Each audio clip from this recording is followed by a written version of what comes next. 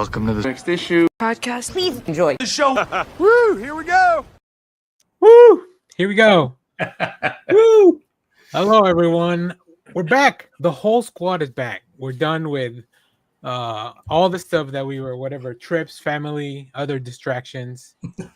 I know. It's all the things lower than comics on our hierarchy of needs. You guys' priorities are insane. First off, I always have to remember that the intro is like super short now. So yeah, I can't same. do like the 15 things that I try to do in the middle. It's 18 seconds if that helps. Oh, that's only going to ramp up my anxiety, but okay. Yeah. 12 seconds left. But the one thing that could bring us all together is, of course, the one and only Peacemaker. The most popular DC character ever created. Then let no one else tell you otherwise. He's always been super popular. It's not like James Gunn brought him out of obscurity into the limelight. Right before we went live, you were like, I don't really have any quick hits, so we'll just jump right into Peacemaker. Now, behind the curtains, I had just taken a big bite of hash brown, so I could not scream out, hey, what about Paramount buying Warner Brothers, possibly? Yeah. So we could get your Captain Kirk Peacemaker crossover that you guys have always wanted to kind of still hook it back in. I think that's the thing I hear every week, though. Like, Paramount's like about to buy Warner Brothers every week. So until it actually goes through and it's approved and all that, I think we'll save it. But I agree. It's because that's been a headline. And I understand why websites kind of bring it back up every time because it is maybe a slow news day. Well, but the news this week is just how absolutely desperate and thirsty Paramount is to buy Warner Brothers Discovery, right? Which you have to wonder if it's for the news side of stuff. I mean, Big Cheeto did put out a thing that said he would prefer it if whoever owns Paramount now, I can't remember that group's name. Yeah, Skydance. Yeah, Skydance. So that's why I'm like, oh, that might happen because big business tends to be bending the knee a lot to Big Cheeto. So Skydance, oh no, I don't know why I was thinking that Skydance was Bad Robot, and I was like, is that the J.J. Abrams thing? He's that powerful? That's what I thought when they first announced they were, doing the because usually J.J. Abrams stuff goes through that, but yeah. But to Jeff's point, this has been on my brain since the news hit. Can we take a moment and just see if I have the arc of David Zaslav's leadership of Warner Brothers Discovery right in my head? Okay, so gets appointed CEO, right? Pushes through a Warner Brothers Discovery merger, craps on a bunch of creative stuff so he can make earnings for shareholders with tax breaks. Changes the name of HBO Max to Max. And then basically backtracks on all of that. Right? Now it's decided, no, let's actually split back up Warner Brothers Discovery. They brought back HBO Max. Independent producers are finding ways to go around him to get stuff released anyway. How do CEOs make this much money? I don't understand. If my job performance followed that arc, I wouldn't have a job. Like, I don't get it. He is expected to make $500 million this year. That's what happens when you disrupt the business, all right? Shake things up, baby. AI. I can't wait for all of our AI shows. Yeah, it's gonna be great. And get back in the box. Our AI reality shows. Don't think about that one too hard. Yeah, the $500 million is just from the sale. That is okay. nuts. Well, that's a nice bonus. Just gonna have nuts. Wow. Yeah, I was watching a podcast with the internet's favorite Jenny Nicholson, who puts out YouTube videos that are amazing. If you haven't seen once a year, but they're solid. They're great. They're definitely worth it. And I think she's got a Patreon where she does way more stuff. But she was on a podcast and she was talking about the Disney CEOs, how they've kind of evolved through time, and they were talking about how the last great one was Michael Eisner, because Michael Eisner would come out and do like The Wonderful World of Disney, and he would like act with the cartoon animations and stuff like that back in the 90s, and maybe I don't remember when the flip happened. But she mentioned, she's like, well, that's when CEOs like branded themselves to the company, and they were in it for the long run. And since then, everything has been about just how much can we make the stockholders, and they don't really care. Once they've made their money, they don't care if the company folds like 20 after they leave. Like, it's not their problem anymore. Yeah. That's kind of what's happened to all these. Now it's all just about money making, and it's not about legacy at all. Like, who cares? The only CEO I want to back is Justin Hammer. That guy really gets it. Only because he's a great dancer. He's a great dancer. Bring him back. Where's Justin Hammer? I know. I really want to see him return. I just he's such a great bad guy. I now want just a scene in the MCU at a dance club with him and Zemo. And I feel like we have not had that, and we deserve it. So I agree. I like the that. Marvel dance off. They could have turned that Raft into a show where we had like all the villains that we've not seen in a while, just captured, just like hanging out in the Raft, awesome. like yeah, an office style prison show. Oh shit! Oh god, this just came to me. I have the perfect pitch for Marvel. Marvel, let me do this. It is an interview series with the fake Mandarin from Iron Man 3. Ben Kingsley. Yeah, it's just him going around interviewing all the villains we've forgotten in the MCU. How great would that be? Well, he's coming back in Wonder Man. Yeah. That's right. Trevor Slattery will return in Wonder Man. That's insane, because the fact that Shang-Chi does not have a second movie, but Trevor Slattery's still out and about doing things. It is Ben Kingsley, though. Yeah. Oscar award-winning Ben Kingsley. The entire cast of Shang-Chi was amazing, and Ben Kingsley still managed to steal every scene he was in. Yeah. So we just need, who's the guy I can't remember the actor's name, but he was also in Shang-Chi, but he also was the guy that was like, hey, do a flip, Spider-Man. And he's in Severance now, right? He's in Severance the now. hot dog guy that goes to Cherry. I can Zach Cherry. I can see him. Yeah. We need another movie with him. And Madison with a Y. Zach Cherry, the Rick Jones of this world. From Ant-Man. They should be going to the Westlake Avengers, like all those little tertiary characters. I still want to Great Lake Avengers.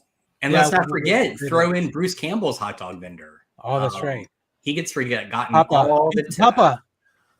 Yeah. Well, real quick, since you guys mentioned dancing, I did Google real quick best dancers in the MCU. So here are 5 of them and an honorable mention. Okay. Not in no specific order. We have Star-Lord. We also have Save a Galaxy with it. Baby Groot. Okay. We've already talked about Baron Zemo and Justin Hammer. Good. Okay. They also put Ant-Man in there because when he's in home arrest or whatever, he's doing everything, and you see that sequence where he's dancing. Right. But honorable mention because of No Way Home. Peter Parker, baby. Let's go. That's fair. Yeah. Tobey Maguire is MCU canon, and he's now also in the top dancer. So, all right. We need to mash that clip together with him from No Way Home holding his lower back, like, oh God, my back.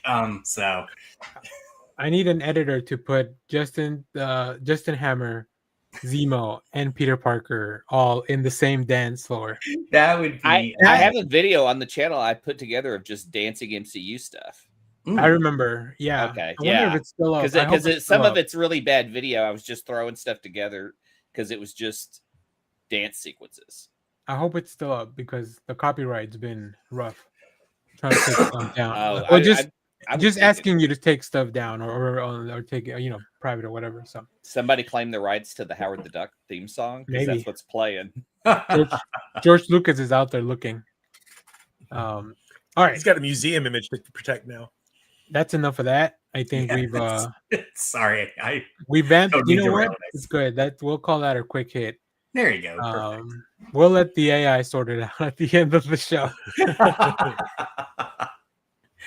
All right. So on today's episode, we're going to first talk about Peacemaker season 2, and then afterwards, the last thing I asked the gang was how does this affect the DCU going forward? So we'll also get into that.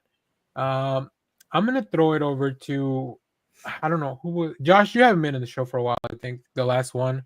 So we'll start with you, just because Clay was with me last week, and then Jeff was there before that. So we'll throw it to you, Josh. Start. Yeah, so I'll start. I think with my hottest / stupidest take, which is, first off, the season was great. I loved it. I thought it was fantastic. I love all of these characters. I have a suspicion I'll get to at the end about how I think we see them all again, but my complaint, and maybe I'm just being way too literal about this, which I know often I am. I find it weird. We have an entire season storyline about the multiverse, and Gunn doesn't bother to firmly establish how we're getting from the Snyderverse to the DCU. It's right there. It is right there. Like, I don't get it. So, whereas instead what we get is just a remastered end of season 1 with the Justice Gang. Like, we're just supposed to like turn a blind eye to that. I don't know. I found all that very strange. Yeah, I mean, it's a tough spot to be in, I think, right? Because you want to keep some things, you don't. Whereas in comics, you can just kind of retcon things away and people will forget because there's like 20 of them coming out every week. And I feel like that's kind of what he's leaning into, is the whole kind of comics phenom of, don't look too far that way, so. Well, I can build off that point with one of my points. Oh, Clay went to ask James Gunn about it. I'll to the bottom of this. Comes back to this doesn't say what you told me. Why did you say that name? Does this metaphorically put a nail in the Snyderverse forever? Because we've now locked the last remnant of the Snyderverse away in a pocket world, maybe never to be seen again. I'm sure we're going to see John Cena. Oh, was it not the one with the giant spider skulls? Yeah, that one. Oh, that's good. I didn't even think about that. Yeah, that makes sense. Apocalypse came to Earth, destroyed everything, and just left behind those spider skulls. But everybody now has now been, because Amanda Waller's in prison, unseen this whole season, just gone.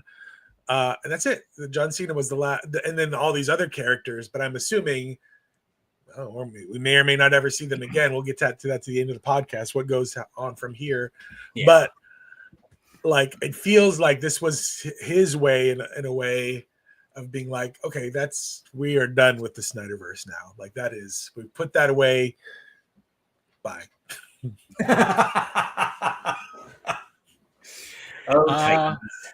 That's interesting. I mean, obviously, the Snyderverse will live on in our hearts forever. More some than others, I think. I might keep mine in my liver to filter out the bad stuff.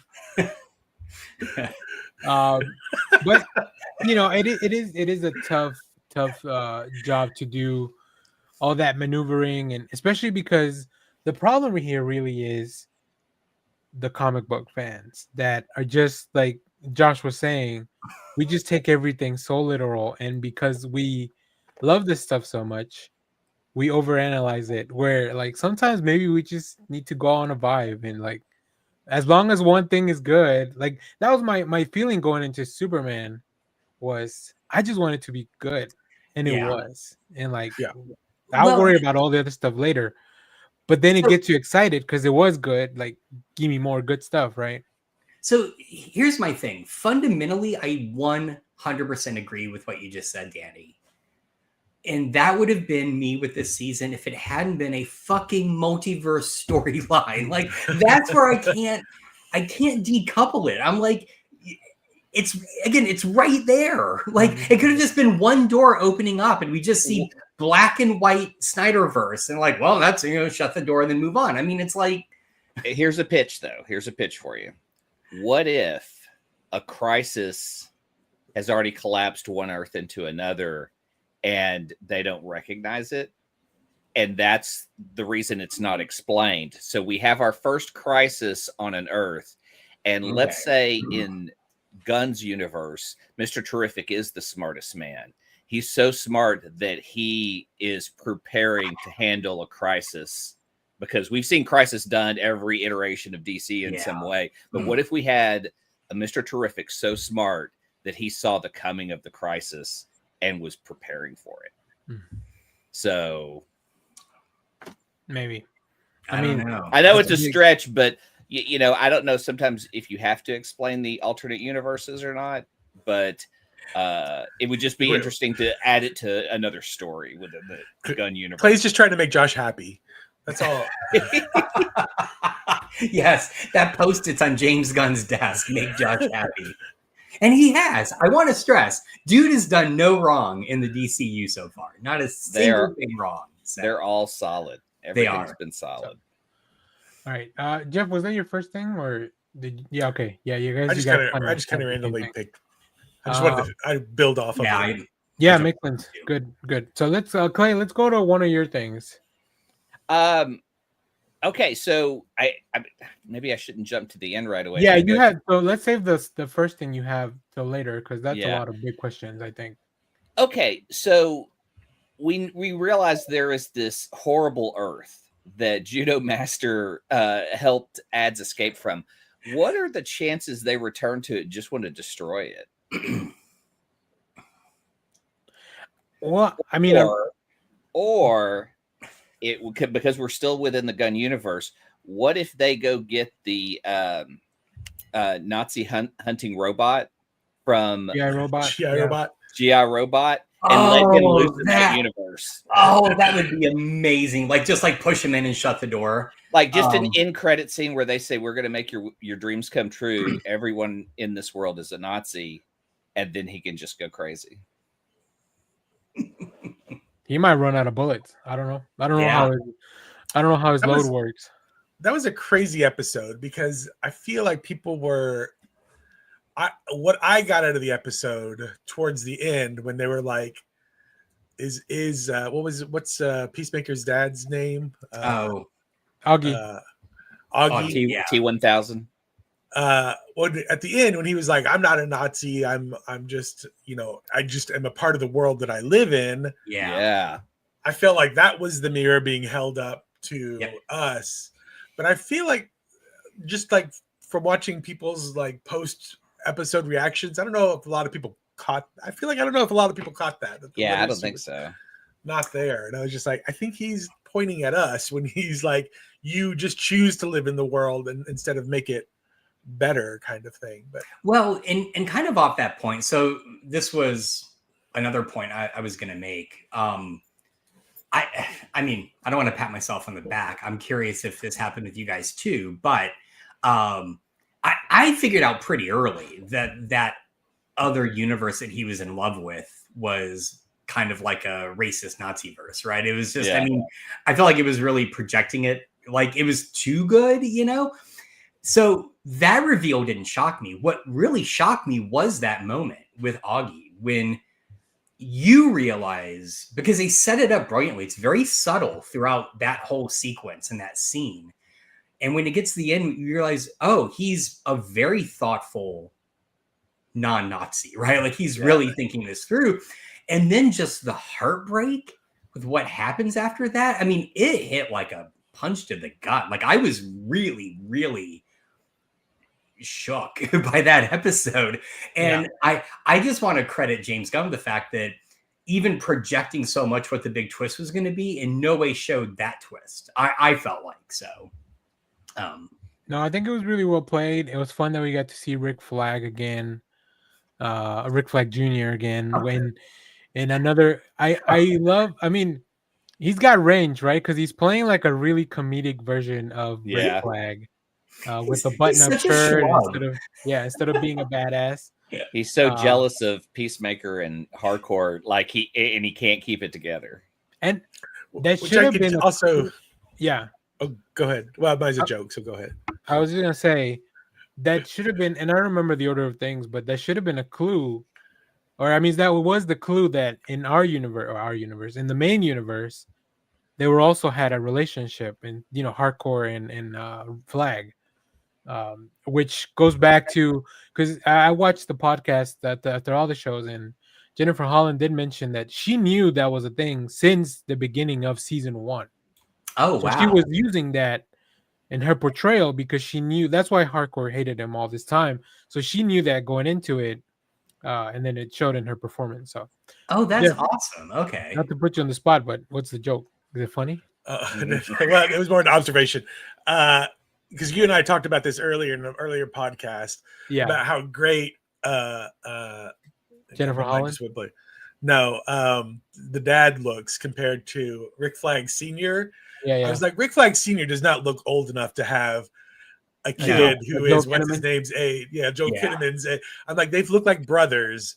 Like, I mean, That's just Frank Grillo's got good genes, man. Yeah, Frank Grillo looks like. But then, we did the math on the actual ages of the two actors, and we're like, well, it could, be physiologically happen. I also feel like Frank Grillo, as a somebody that's worked with Argus, maybe he's got a little something in him, Oh, that's like, a good, that could something be that keeps him a little. If you're gonna be saying, Commandos, you gotta be a little special, I think.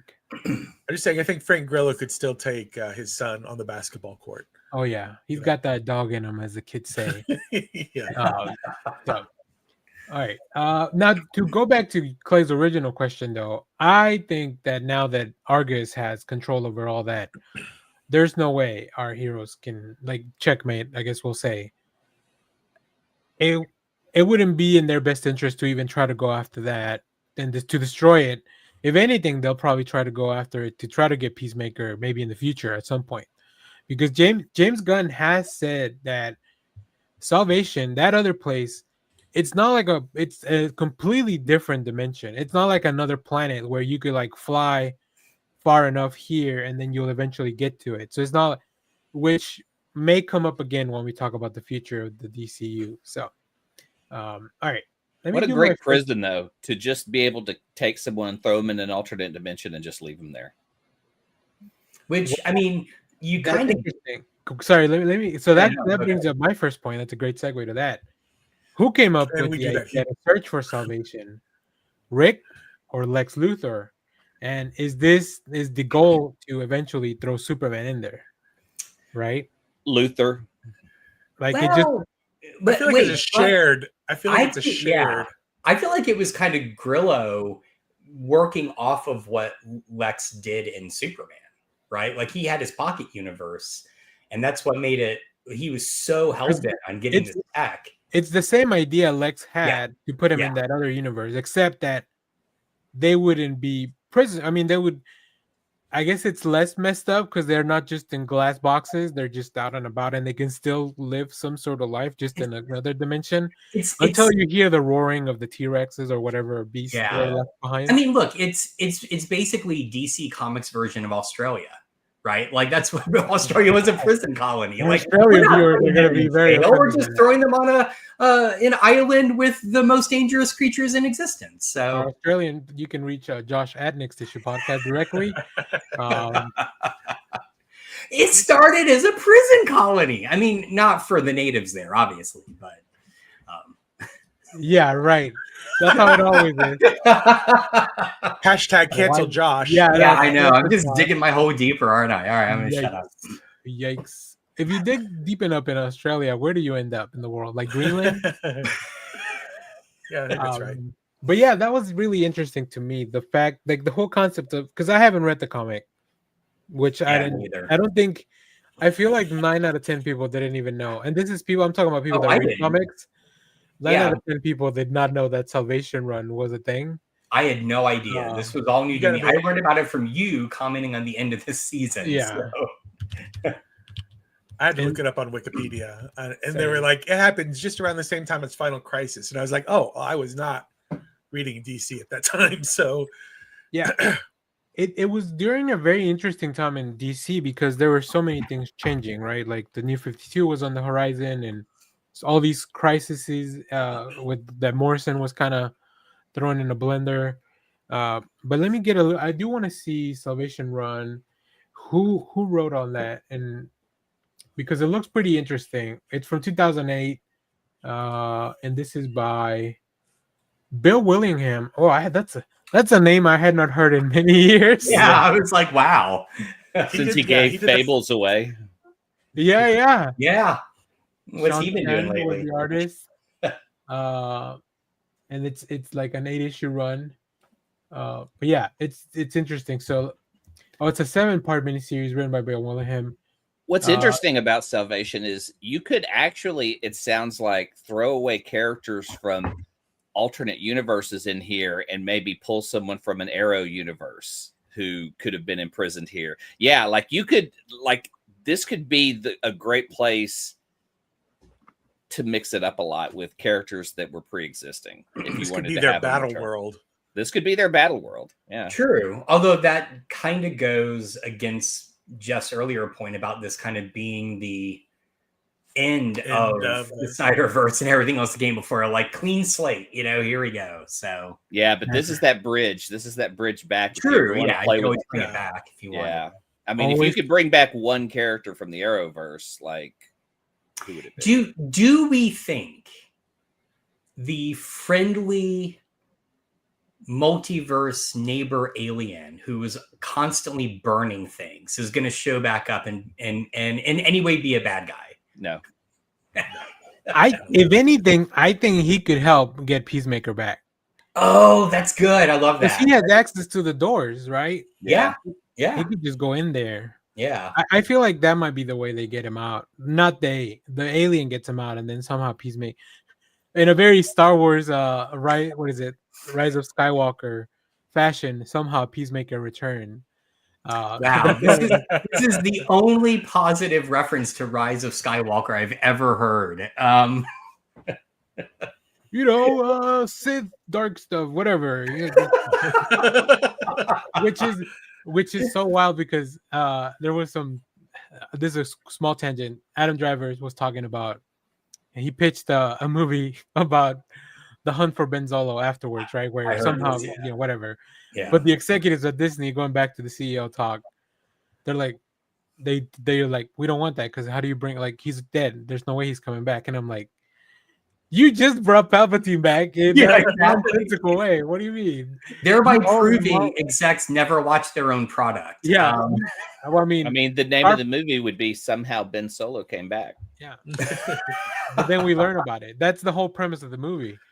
Is it Ben no longer Solo? Right. You're welcome. Ben Duo. Skywalker. He changed his name. They all changed their name to Skywalker. Ben Dover? What? Whoa.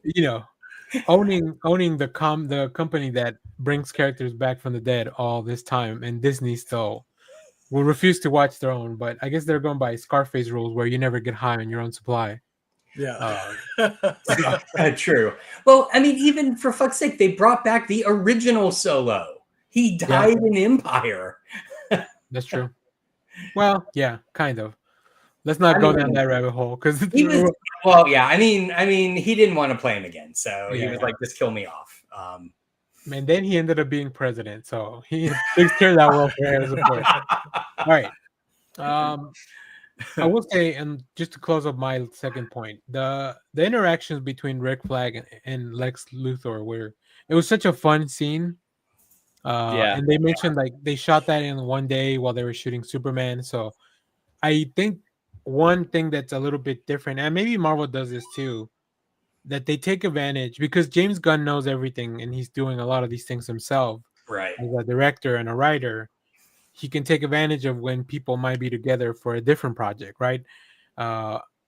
like I think they might be doing stuff like that for Endgame with where they have everybody over there and they're like, well, might as well take advantage of it. But well, they really did supposedly for the end credit scene of Fantastic Four that was filmed by the Russos on the set of Civil War. Well, that makes sense. And they've definitely done well. They'll bring in somebody and they're like, we need you for the next 3. I mean, they did that with Stan Lee, basically, where they're like, filming all these things with Stan. Yeah. And I do think it upsets me that Marvel has not had a secret movie come out. Like, I'm like, I know, because you're right, they do this stuff all the time, and I'm just like, how have you not been like, oh, we've been secretly making Young Avengers this whole time? You don't know about it. What's really weird though is it's edited like our intro opening. Exactly. 5-second clips of like all the actors. It's like a TikTok video. Yeah, that's what the kids want. All right, I am curious as to how to kind of build off of all of this, because I'm as far as the productions go, I'm wondering. So we have Peacemaker season 1, which is clearly in the Zack Snyder universe. Between that and Peacemaker season 2, like James Gunn became like the head of the thing. But I'm wondering if Peacemaker season 2 wasn't already greenlit and it was more of a contractual obligation to get through. And that's why this season 2 ending feels so weirdly finalized for somebody, because he's like, well, I didn't really expect to have to take the universe in a whole different direction than kind of, it's this weird kind of thing. Isn't Checkmate gonna go looking for Peacemaker? That kind of seems like I feel like crux of the next story arc. We're gonna get a Checkmate series, is my guess. Like, we're not getting Peacemaker season 3, we're getting a Checkmate season 1. Yeah, but to your point, Jeff, that may have been the case contractually, but Gunn is on record saying that the end of this season is directly leading into the next Superman movie. So I feel like that's the sanctuary part, but I'm talking about but for these, I don't know if we're going to see these characters. You don't bring in Tim Meadows if you're not going to use him again. Right. Yeah. He did say this was his favorite thing he's written. So I don't think, even if it was just contractually obligated, I think it all worked out for him, especially because maybe once it was written, or most of it was written, he gains the new job, and then he has even more freedom to do whatever the hell he wants in that universe. So, and also if you're not going into a season 3, like I feel like TV shows where they know they're not getting a next season, and the writers have the handcuffs are off and they can go nuts. Those are always the best seasons, because you can just do whatever the heck you want, and then. See Legends and Gotham for examples of that. Where they were constantly get canceled. See, I think Leonard Kim is on my side. Yeah, I don't know if we're doing much with these characters anytime soon. If we do, I don't think it will be for long. I agree. Because James Gunn's not really announcing anything, which I think it's a good thing. It's a good thing that he's not because Warner Brothers is up for sale, so he doesn't even know if he has a lifespan there. So whoever comes in may say, we don't want to do DC movies anymore. We don't see like the point of them. And then, or we could replace James Gunn with someone, and just crank out the same stuff, but with no heart. So you're saying they could bring Zack Snyder back? What you're Danny, saying? always with a silver lining. So you're saying there's a chance? All right, this is the darkest timeline. Let's go to our next point. I think our other points are more lighthearted overall. So let's dive in. Jeff, you want to go to your next thing, and then we'll go in reverse order or whatever.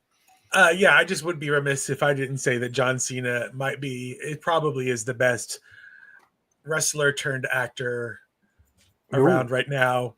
Totally agree. His range is incredible. Amazing, because especially to go from like that, when you go back and watch Peacemaker in the first movie, the Suicide Squad, like he's just kind of a dumb himbo. And then to get to go from that to his breakdown scene where they're killing his brother in front of him, and he has this whole breakdown, and then his depression in the next, whatever afterward. I'm like, this guy I don't know if he's taking acting classes or what, but he's tapping in, and he's going for it. I think Dave Bautista had that title for a long time. he kind of picks and chooses his roles very well. But John Cena's on screen right now, so like you got to give it to him. So yeah. I Sorry, would love forgot to about see- The Rock. I would go in a heartbeat. I'd go watch a drama starring John Cena and Dave Bautista. Like, Give me that buddy cop movie. And man. yeah, and yet no one went to watch The Smashing Machine, which I think it's The Rock's first really dramatic role. No, I know. I've heard he's really good, man. I had no desire to see Which is that. what I think we want that. Is the director of The Smashing Machine the same director as Timothy Chalamet's Ping Pong? Is that both Brian? It's one of the Safdie guys, so I don't know. I've never. Are they brothers or something? I thought they were the same. But it's only one of them. Because I think they both did Uncut Gems with A24, but only one of them is doing this movie. Okay, I don't know they which split. Okay. Can I go back? I'm sorry. Did you say Timothy Chalamet's Ping Pong? I saw a trailer for some weird ping pong movie starring Timothy Chalamet. Oh yeah. It looks Like, so what the fuck is weird. Timothy Chalamet's Ping Pong. I know. I've seen that trailer. He's not talking about Balls of Fury. No. But it was also a Safdie, and I was like, did the Smashing Machine guy follow up his UFC movie with a ping pong movie? Well, it could be the brother. But if it's the brother, it feels like they made a brotherly bet. They were like, let's make 2 sports movies, and whichever one is the best. Okay, so And yeah, one goes- that one's called Marty Supreme, about the real life ping pong player, and it's by Josh Safdie, and I think the Smashing Machine is by Ben Safdie. So I think they went off and think of the Russos. I or still the think it's a Coens. brother. I think it's a brother bet to like make sports movies. It's like the Coen brothers currently, right? Yeah, the Coen brothers. They do their own thing. So But they're stronger. They're at the strongest when they're together. that is true. I mean, just wait till next. Jeff is going to be saying the same thing next year about Roman Reigns when we watch that Street Fighter movie, and he portrays Akuma. If I ever hear the term Oscar-winning film Street Fighter, I will immediately burst into flames. Hey, listen, Raul Julia should have gotten an Oscar for his role as M. Bison. Yes. right? No, that is true. Yes. That is true. He's Yeah, really fucking great. The world was just not ready for that. All right, Josh, let's go to another one of your things. Yeah, mine's not like I think like a really pertinent point, but one thing that kind of struck me, and this has been happening, I think, more lately. It's also happened with the current season of Only Murders. I was watching season 2 of Peacemaker, and I truly felt I was maybe only 3 episodes in, and I looked, and it was like episode 5. And I'm like, what is up with this season? Like, how is it? It feels like one extended story in one episode drawn out over multiple episodes. And I'm not saying that's a bad thing. It feels very organic, but everything moved it like not too quickly. It all felt intentional, but I don't know. It felt very different than the journey we were on with season 1. Yeah. Where you had more of these like clear, I don't want to say set pieces, but these like clear stories. It was more episodic. Yeah. Thank you. Yeah. Well, Gunn has said that the first season was Who is Peacemaker, and that this season is Who is Chris Smith. Why is Peacemaker? Why? Why is Peacemaker? I definitely agree. It also, I love that they stick to the commitment of just dropping one per week, because Yeah, I like it too. Netflix does like they drop half a seasons, and then Prime does a lot of the 3 and then the rest. Yeah. And then Hulu does like 2 and then the rest or whatever. Disney also does that. I like the weekly. It's nice to have an appointment thing and kind of come back to it every week. I love that HBO does that. I think the next thing for HBO is that Welcome to Derry show. And if you haven't seen, here, self-plug, if you haven't watched Task, the Mark Ruffalo show, that was my recommendation for what you should watch this weekend for this week, because it just wrapped up the Sunday before. It's such a good show that I started watching Mayor of Easttown, which is the other show by the same creator with Kate Winslet, which inspired or in some kind of way influenced the Agatha all along. So it's all kind of connected in that really fun way. So well, I one thing. So I was really struck with the actor playing David because he looked like, who's the bald comedian that was in the Star Wars show? Bill Burr. Yeah. He looks like Bill Burr, but it's not Bill Burr. And so I had to look him up, and he was also in Mayor of Easttown. So he's in a bunch of stuff. He's like a big time. Yeah, but I feel like this is the first thing I've ever seen him in, and he was great. He was so good playing this. He's Pam's first boyfriend in The Office. Oh shit! That is where I've seen him before. Okay, he plays Keith. David Deadman. Wow. David Deadman. Yeah. Okay. You said the actor playing David, and obviously because this is a live show, I have to pretend that I know what you're talking about. Same. But in my head, I was like, "Who the fuck is David in Peacemaker season 2?" But David is his real name. Yeah. Yes. That was. Have you not seen him in Brightburn? Have you not seen him in Brightburn? Yeah, he's the dad. He's the dad in Brightburn. Okay. Watch him in that, because that is where I like go. I like seeing what this guy does. Is that a James Gunn movie too, Brightburn? Yeah, he produced it, but it's his. His brother wrote it and he produced it. Oh, Sean Gunn. Not directed by him. Okay. No, not Sean. A different brother. They have a third brother? I think it's a third. Also in the film industry. It's like a Hemsworth family. Yeah. I mean, look. Yeah, he's great. We got a lot of really good performances, just kind of building off of those two things you guys were talking about. Like Jennifer Holland, the scene where she has with Peacemaker in that room when they go get him and she tries to convince him like he should come back. Like that was a great scene. Listening to them talk about it the next day in the podcast was really good because you had, interestingly enough, we never saw John Cena in the podcast. That is weird. But except for the peace thought, like there was a segment specifically for him, but he wasn't with them. So he probably was busy. He's got a wrestling thing. He's got 4 more dates, and then he's done with wrestling. So his schedule's about to free up. I'm gonna walk over here and turn on this light real quick because it's. You do whatever you need to, Jeff. I want 2 standalone episodes from season 2, and one of them is just ads in Vigilante hiding in the closet as she's trying to convince his brother that she's the one from that universe. Because I died laughing watching their reactions. And the other one is just Vigilante meeting Vigilante. And just that whole scene. I want an episode of just each of those extended scenes. That's all I want. Just the full day. I want to know what they were doing the full day. The Vigilante and Vigilante. Oh my God, it just cracked me up so much. And I want the Vigilante Tim Meadows characters. Like that little flip scene between them two.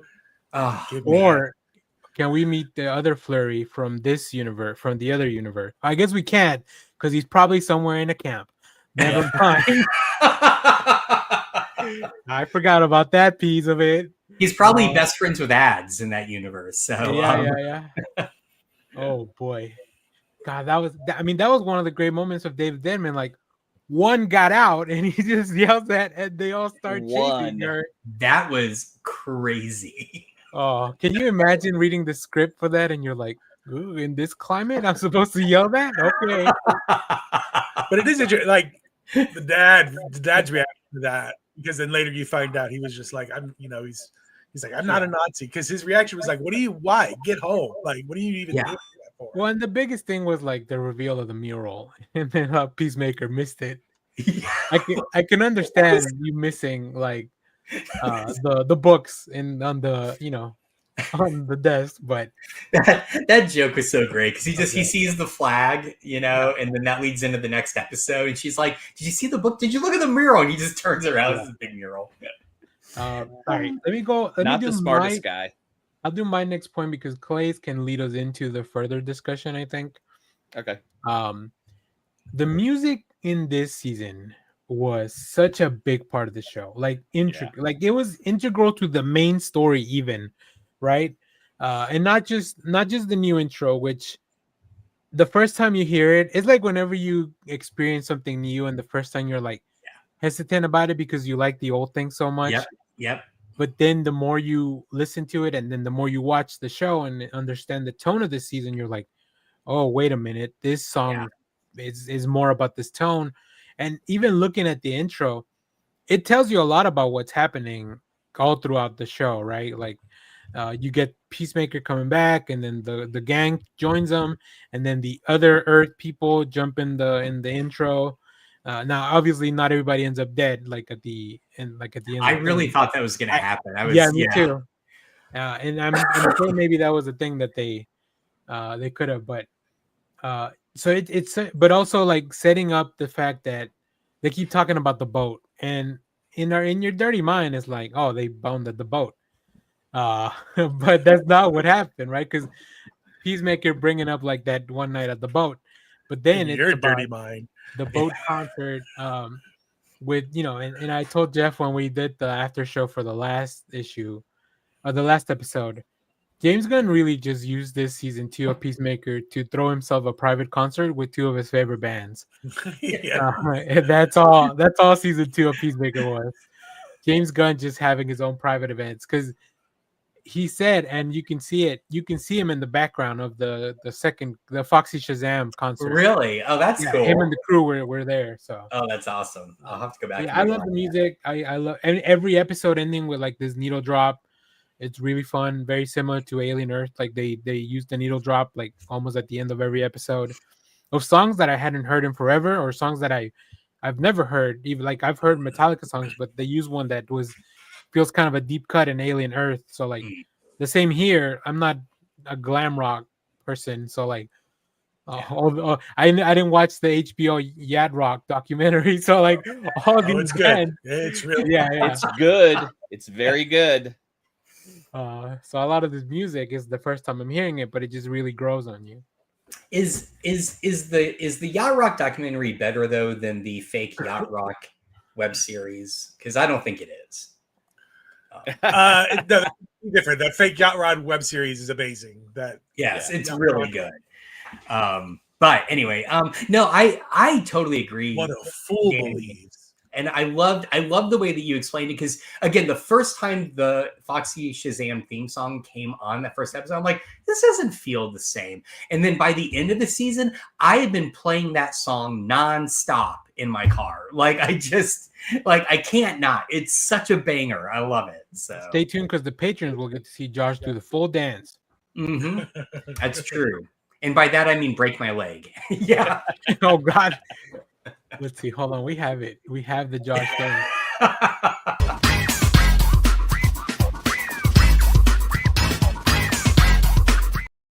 Is that the ninja rap? I forget what the song is supposed to be. Ninja, go ninja, go. It does sound like it, yeah. Big Vanilla Ice guy over here, Josh.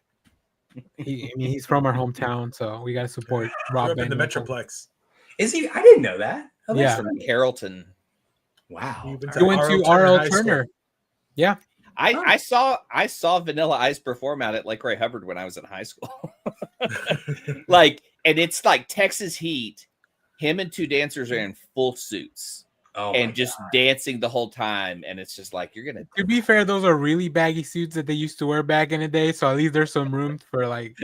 Counterpoint. They're all acrylic. There's no breathing in that fabric. So true. That's why he's got the aerodynamic lines in his hair to let the wind just cool. All right. Anything else on the music before we go into Clay's thing that will propel us into the larger conversation? No? Okay. That was great. I loved it. All right, Clay, bring us in. Bring us home. Okay. What now for Vigilante? Because he is BFFs with Peacemaker. When Peacemaker left the dimension, he was very sad. Now he's kidnapped and doesn't know where he is. Like, to what extremes will he go to find Chris? Also, has Deadpool ruined the idea of having a council of a character, like the Council of Reeds or the Council of Doom, like in FF? Because I was like, I really would kind of like to see the Council of Vigilantes, and just to see, like, why they would get together. Like they seem pretty ridiculous, but there has to be like within the multiverse, like a redeeming version of that character. I think unlike Deadpool, they would all be the same. Like it's not just variants of Deadpool. Like every single vigilante would look the same, and I think that'd be really funny. Which we kind of got in this season, right? When the two of them get together, they're doing the only difference is what they stand for. Yeah. Right. That's it. Otherwise, they're basically identical. They both, I mean, they both have similar. They're both white Nazis, I guess. That's what I'm trying to say. But yeah, they both love Infernape, which is one of the coolest Pokemon. So that makes a lot of sense. I think this goes back to a comment I said earlier. I think my thing is, but what I took away from the ending is that entire crew has found themselves, right? They ads realize she doesn't need to be a solo like PI, right? Harcourt realizes she doesn't need to work for, and also what's his nuts? Flurry and Judo Master. Judo Master, but why am I blanking his name? What's her name? No.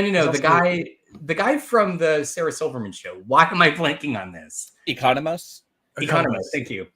I think they all realize we will be better with our own company, right? Yeah. And what I took away from Adrian sitting next to Flurry at the end is that he now also has a group that kind of understands him, right? And so I really do think we're going to get a Checkmate show. I think we're going to get it pretty soon. And I feel like the first season is going to be kind of a rehash of the last third of this, which is let's go get Peacemaker. Let's figure out where he went. Or can they do a special presentation style of thing where it's just like the mission to get Peacemaker, where you don't have to put all the resources of a full-on TV show or a full-on movie.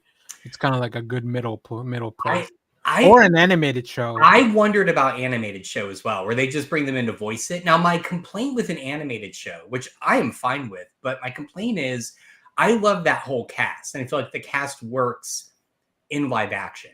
They could definitely make it work in animation, but I feel like what makes it feel like a 90s era, like Tick or like Venture Brothers or any of those things is how grounded it is. And the superhero stuff is so ridiculous. And I feel like animation will just amplify that. So, or is it the Creature Commandos that go get Peacemaker because Rick Flag kind of betrayed what they stood for? I would love to see a live action Creature Commando appearance. Or it could be just it just could happen in the animated format. Yeah. G.I. Robot and Frankenstein. Yeah. They brought up earlier is that going forward does depend on what's going on with the sale of Warner Brothers. True.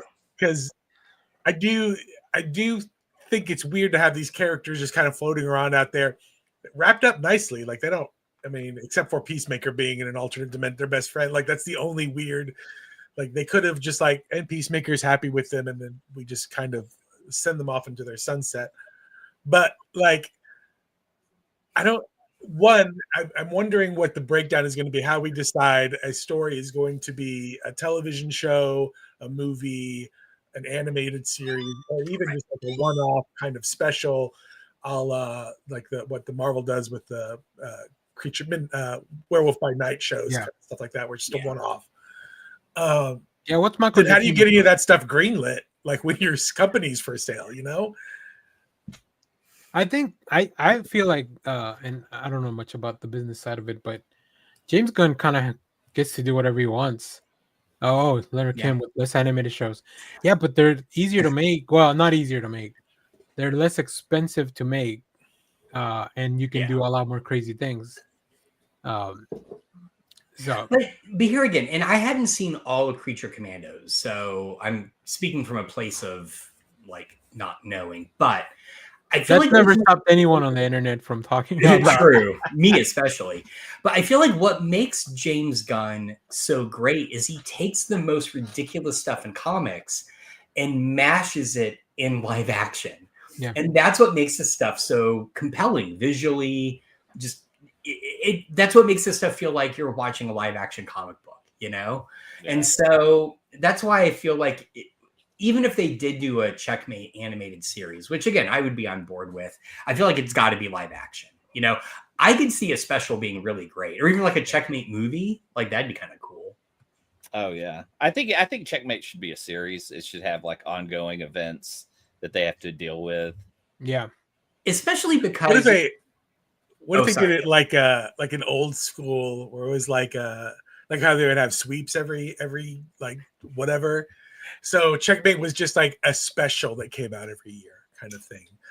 Yeah. Like, instead of it being a series that we watch over the course of 8 weeks or a movie that we go and watch or stream or whatever, but it's just like we have occasionally a Checkmate, little story where we get back together with these characters. I will say, if this sale went to actually go through, we could at least have Kathy Bates's Matlock join Checkmate, and I think that'd be great. I'd be on board all for that. Have you started watching the new season? I don't mean to tangent too hard. I watched this morning the latest episode. I love Matlock so much. Are they going to write the guy off that got escorted off? Because I right before the season premiered, it broke that the dude, the younger dude, not Jason, but the other guy that was like the team member guy, was like in trouble. He Me too'd. So I saw him got pulled from all the advertising and stuff. I haven't seen that in the storyline, but I'll keep an eye out for that. That's interesting. Yeah. So here's a thought. Now that we wait until we see Vigilante and SpongeBob. That's and amazing. Leonard Kim. So now that Danny has introduced Kathy Bates's Matlock into the DCU, which I am also on board with, do we get a scene where they're going through all the doors and they open one and there's an AI Andy Griffith Matlock? And they just do the Spider-Man point and then they move on. Like Council of Matlocks, is that what you're saying? Council of Matlocks. Great. And that brings us back to what Clay was talking about. So Clay, you want to finish that other thought at the top? Because I think that'll bring us into the next thing. So Peacemaker's arc has been kind of a redemption one, but he's really still kind of terrible. Like he's still kind of like he's not very aware of stuff. Like he wasn't aware of like the Nazi world he lived in, and Harcourt's still giving him shit at the end of like, you're just, you're a big fucking dumb oaf,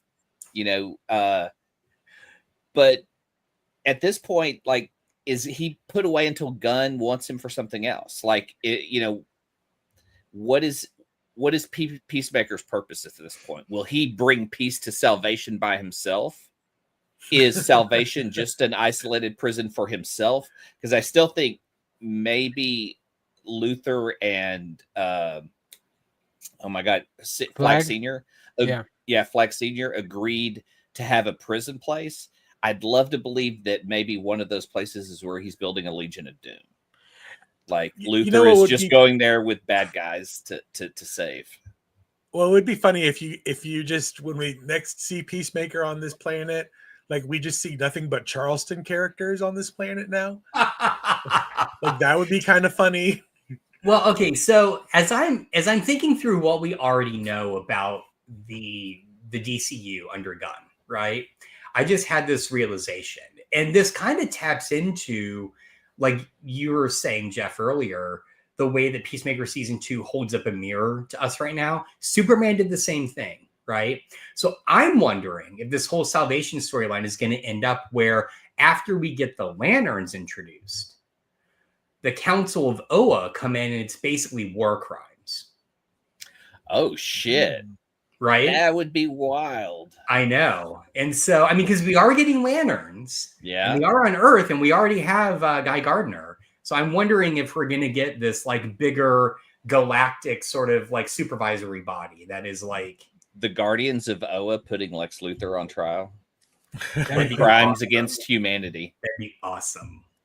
And before we move any further, because I do like that, but I want to mention, because it came to my head, if you guys aren't reading DCKO, or no, which issue was it? Sorry, Justice League Unlimited.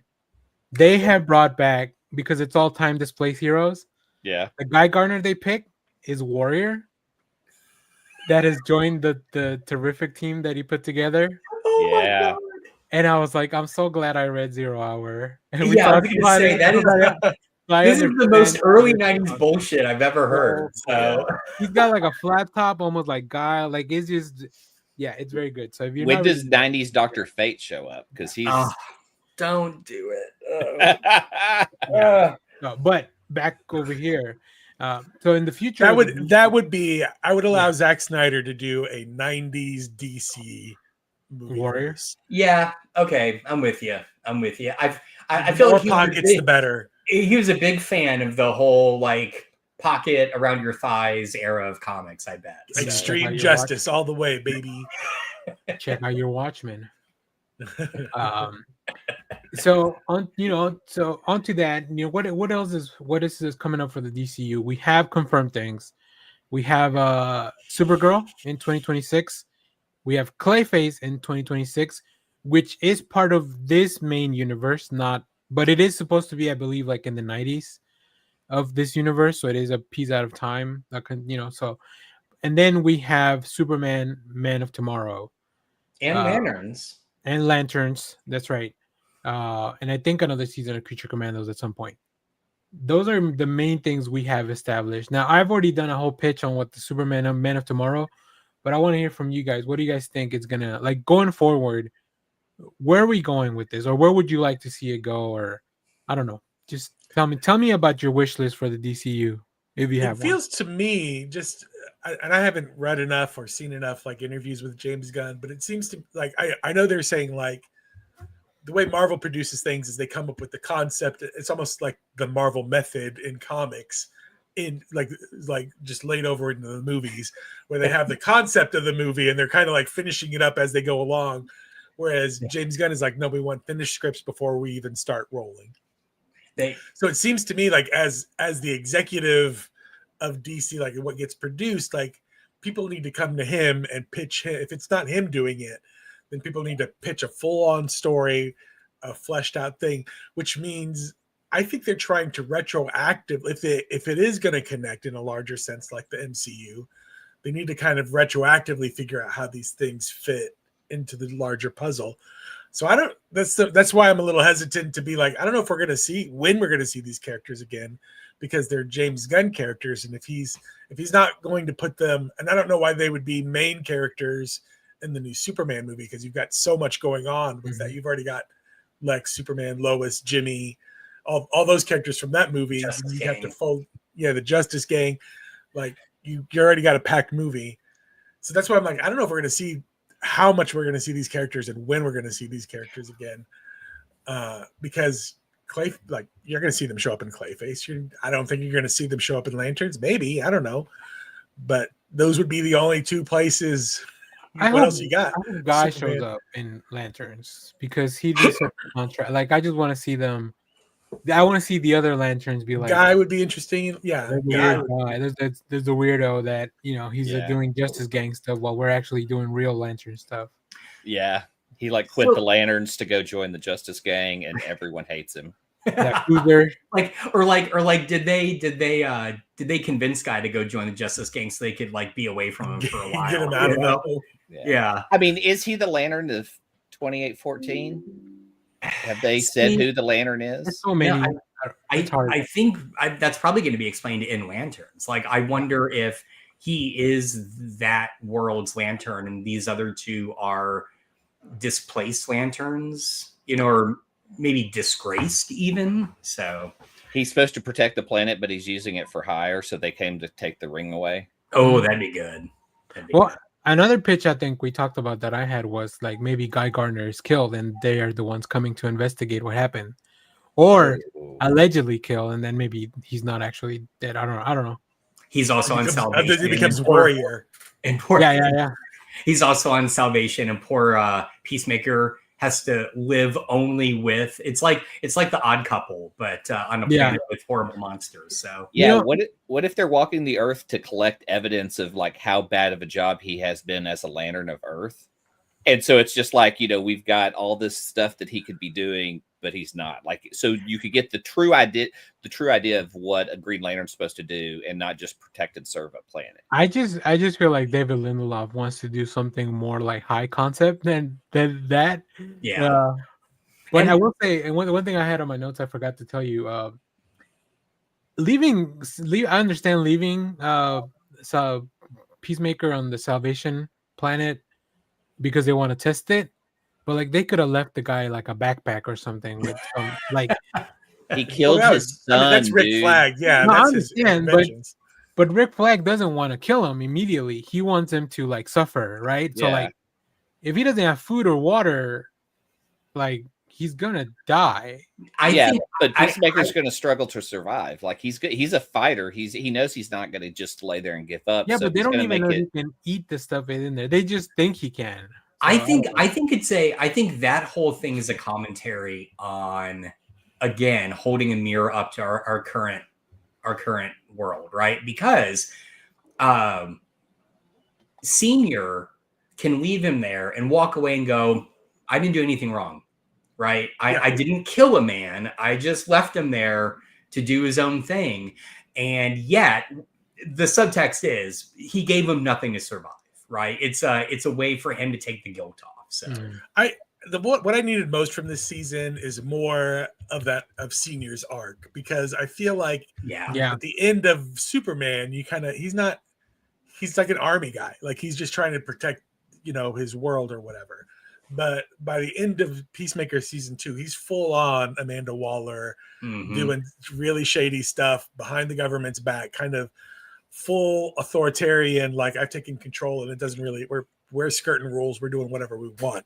He brought all of Lex's guys pretty much. So like, and I think there's something there where you're like, well, is Lex playing him? Like how is he getting? If he's getting played, how's he getting played so easily? How is he being corrupted? Is it even corruption? What is it? But I feel like there wasn't enough of that in this season for me to like. Well, and so this makes me think. As you've been talking, I'm gonna recant my idea that we're getting a Checkmate series, because now as we're talking, I don't think we are. I think what Gunn is setting up is that cast as Checkmate are going to show up in a bunch of the other properties as who you go to when you need information because you can't trust the official source from Argus or the government. And so I feel like that's where we're going to see them. He is now going to pepper them throughout the rest of the DCU as they're the trusted source, right? So I can't wait till Tim Meadows has to give Hot Girl a nickname. I know. With his It's gonna be highly offensive and somehow very funny. I really expected like a Dove of Peace reference at the end that he would screw up and didn't get it, because I thought that was the setup. Was like, that's good. I can't believe they didn't do that. Yeah, because he's got the Dove of Peace where, like in the Nazi world, it was always up, and then in our world, it's always down. Oh, I didn't even notice that it was inverted. Yeah. Oh, that's interesting. Okay. One last thing I'll say about Peacemaker, and we didn't even bring it up, so maybe it's something that we all didn't like the whole Red St. Clair thing. I love Michael Rooker. I didn't care for the character or the arc or anything that was going on. I know. That felt very... It felt like so eagerly saved everyone and wasn't just used as a sidekick pet. Like, that's what I loved about it. Okay, but Eagly could have done that without being like this Eagle reveal of whatever, right? Like he could. That was Eagly already from season 1. Eagly can do magical things like hug a human and kill Michael Rooker. And that was what was awesome, was watching him just kind of command these eagles to attack Rooker. And I was just like, he's getting his moment. Like, you rarely get to see like the sidekick pet get a moment. And you don't ever have a bird. I mean, they took away Falcon's sidekick pet and turned him into a drone. And it's like, only Gunn would go, we're going to keep the fucking eagle. We're not going to, what are you, crazy? We're going to keep the eagle. Yeah. And the eagle will dance in the intro. I just got more out of Eagly, and I'm not talking about Eagly, like the whole Eagly. I got more out of Eagly hugging Economos at the end than anything with the whole Saint Red or whatever his name was. Yeah. And that's not a character from the comics, right? That was just invented for the show. No, Well, and I say that it because was when supposed to I be somebody else, and then they brought in Michael Rooker, so maybe that changes the context of everything. Well, I just asked because when I had to look up Checkmate after that reveal, I didn't realize that what's her name's character, Bordeaux. Oh, that Bordeaux's from the comics. Like Yeah. she's from Checkmate the comics, and so I was like, well, fuck, if like that's a character from the comics is Michael Rooker's character. Like I had this like moment of like I don't know anything. So what about Mexicali or Tits? Are they from the comics? Titties is my favorite DC comic. God. if we don't get that comic, I'm gonna be mad. All right. Any other thoughts on the future of the DCU? It's hard to speculate because obviously there's a lot of moving pieces, right? Yeah. And we've only, I mean, and the stuff that we've had so far has been, for lack of a better term, like very tightly related only to Superman, the movie. Yeah. Right. So we have no sense of like what's going on beyond that, other than we know these things are coming. So Yeah. I mean, and to be fair, DC Comics itself started as just building off of DC. I mean, off Superman. Yeah. Yeah. True. Good point. So, Good so point. it's not unseen. But yeah, we'll see. I mean, I like to see like the Authority. I know they've kind of been teasing that, and Yeah. it's been That in would be works. And there's the Mr. Miracle television series that was also announced, which like we don't know much about.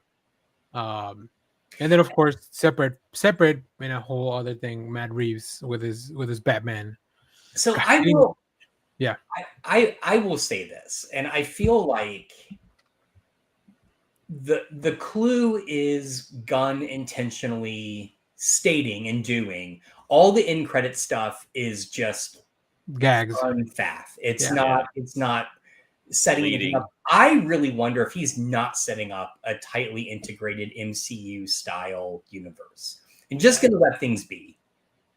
I'm okay with that too. I don't mind. I am too, honestly. That feels even more like let's say the Superman thing is like the only thing that's kind of a through line. Everything else is just like little pieces that we know are in the same world, but they don't really have to connect. Because I feel like Marvel did it really well, and it was groundbreaking when they did it. Yeah. When, no disrespect, because I don't think it's his fault, but when the DCEU tried to do it and do it in a fast time frame, it just crashed and burned.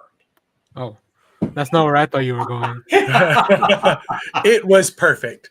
It was perfect. I mean, look, I was just reading the other day the director of The Flash saying, like, I think it's a good movie and I'm really bummed no one went to go see it. I like The Flash movie. I thought it was good. Yeah. It's tight, but the problem is Warner Brothers tried to fast track an MCU style movie universe, and you can't. What Marvel proved is you can't fast track it. Yeah. What makes it compelling is letting it boil slowly. So, and maybe don't put a baby in a microwave. I don't know.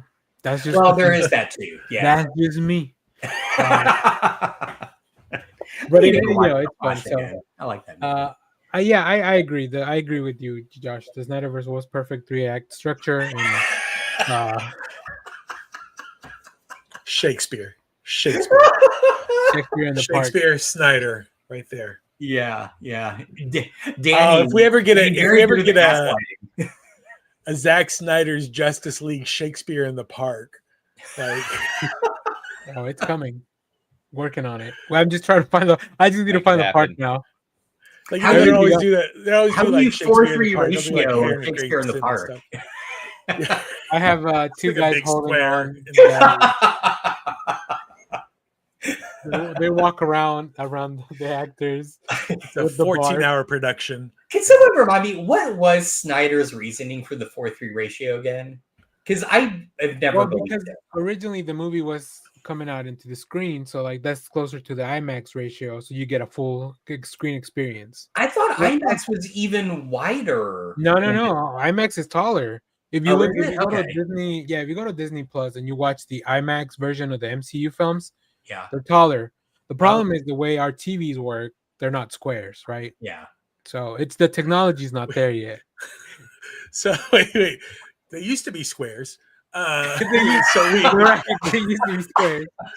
we made them wider because films used to be wider. Because if you remember back in the day, they were like, this film has been formatted to fit your television screen. So they would be like this wide on your TV.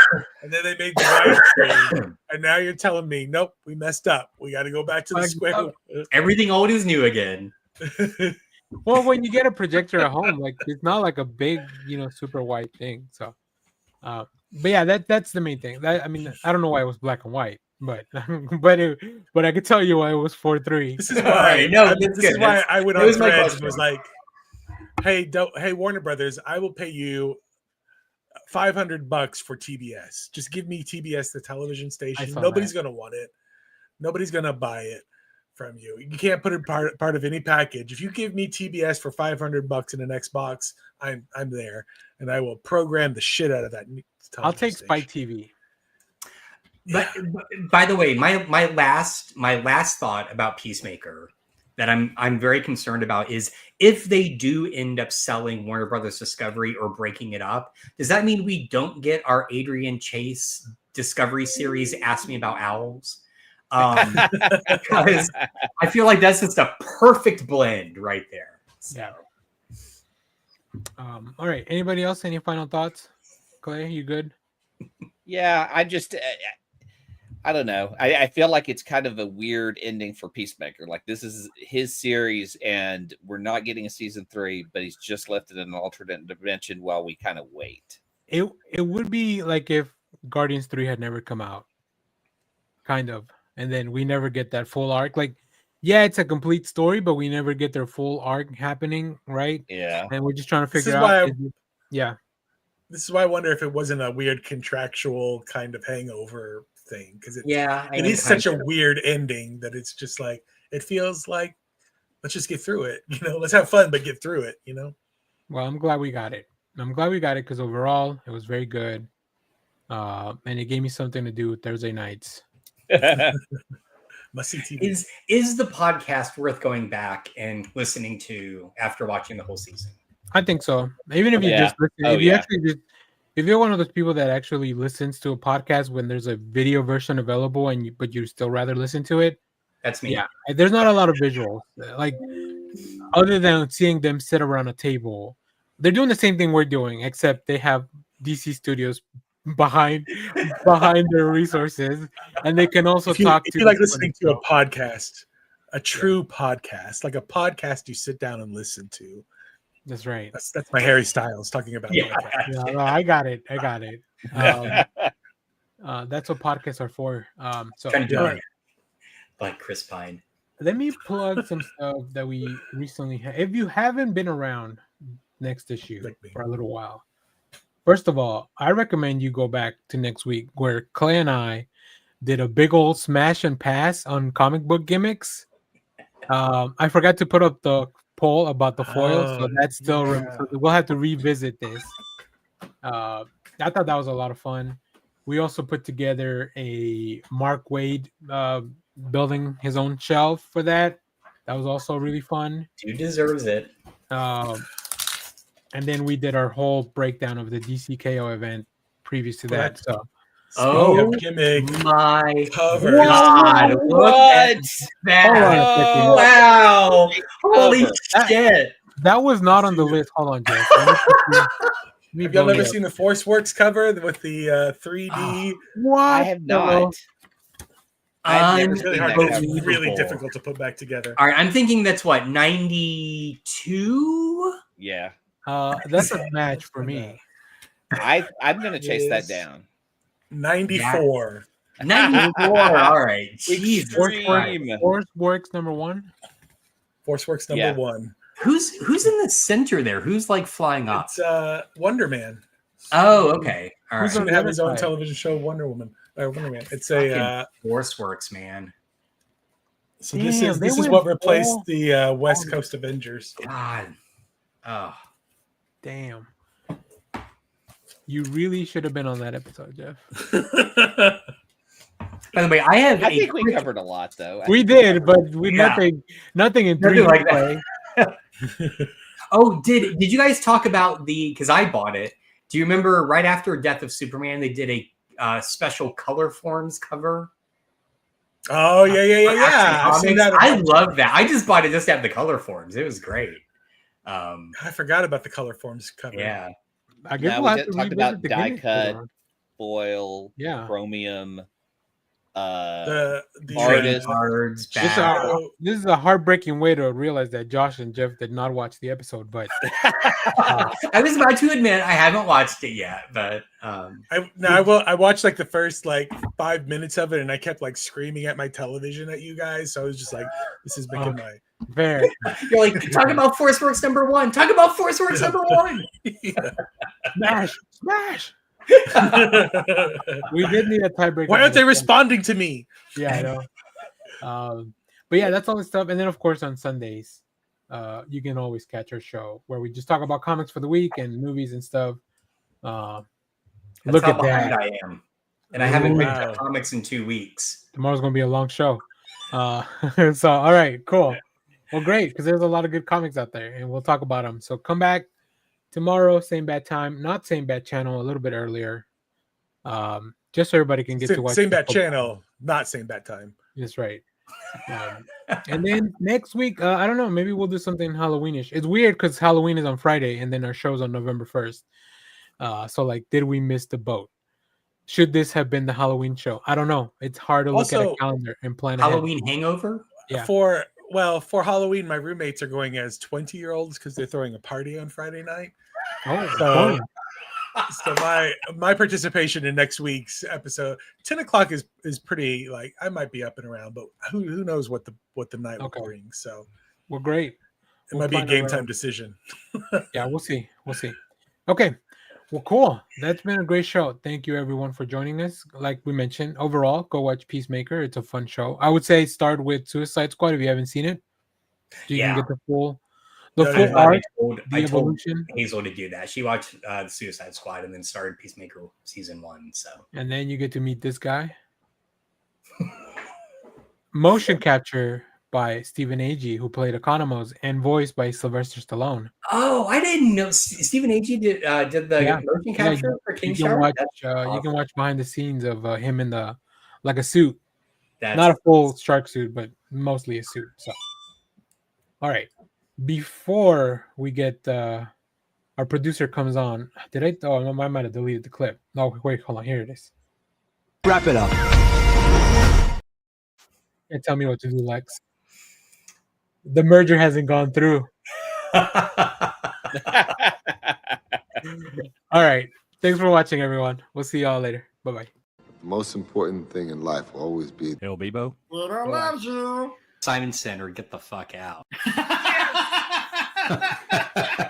All right. Bye. Get out of here, you weirdo.